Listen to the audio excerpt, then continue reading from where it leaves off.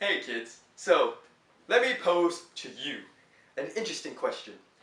Death Valley is very low. In fact, it is 282 feet below sea level.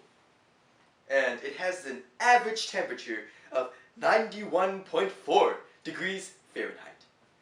In contrast, however, Mount Everest is very high. In fact, it is 29,000 feet above sea level. But it has an average temperature of about negative 36 degrees Fahrenheit. So, if that's the case, if Mount Everest is taller and it is closer to the sun, then why is it so much colder?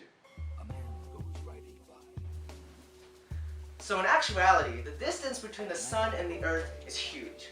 So if this is the sun, and this is the earth, the distance between the two is 93 million miles. So on a cosmic scale, ain't no mountain high enough. But even so, this still doesn't explain it. Why is Mount Everest so much colder than Death Valley? Well, I'm so glad you asked. You see, the answer lies in pressure. Pressure and altitude directly correlate. Think of it as if you were in an ocean, okay? The deeper down you go, the more pressure you experience just pushing down on you. But why is this?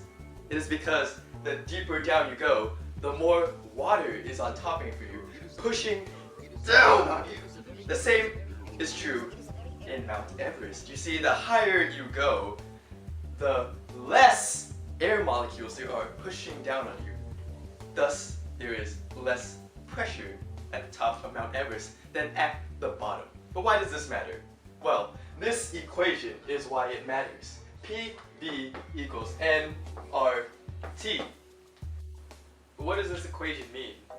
Well, this equation relates pressure to temperature, as you can see by P and T, which represent pressure and temperature correspondingly.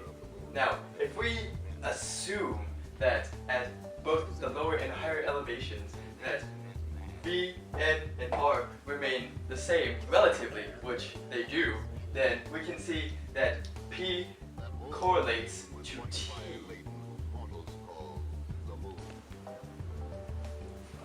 Pressure can be thought of as tiny gas molecules moving rapidly and colliding with each other.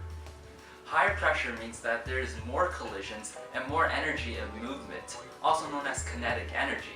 Temperature is the measure of this kinetic energy, and so when there is more kinetic energy, which means more collisions and more particles moving and colliding with each other, there is higher pressure.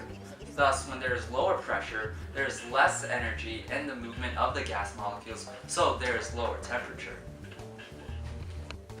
Here's something that might surprise you. The sun doesn't heat the air, it heats the earth you're standing on.